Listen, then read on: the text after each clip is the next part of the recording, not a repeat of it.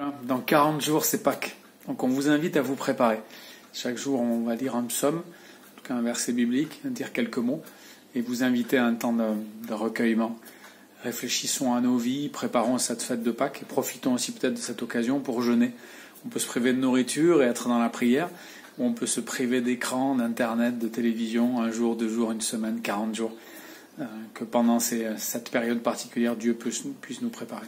Voilà, on lit juste dans le psaume 32, ces paroles qui disent ainsi, ne soyez pas comme un cheval ou un mulet sans intelligence, on les freine avec un mors et une bride. Voilà, dans ce psaume, on est invité à pas être comme des animaux, ces animaux qu'on bride, qu'on freine et qu'on dirige.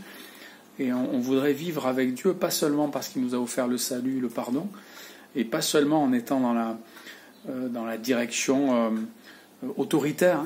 On veut obéir par désir, par reconnaissance, et on veut vraiment que notre vie soit motivée par la reconnaissance. Et pour ça, il faut regarder à ce que Dieu a déjà fait pour les autres, à ce qu'il a déjà fait pour nous, à ce qu'il promet de faire.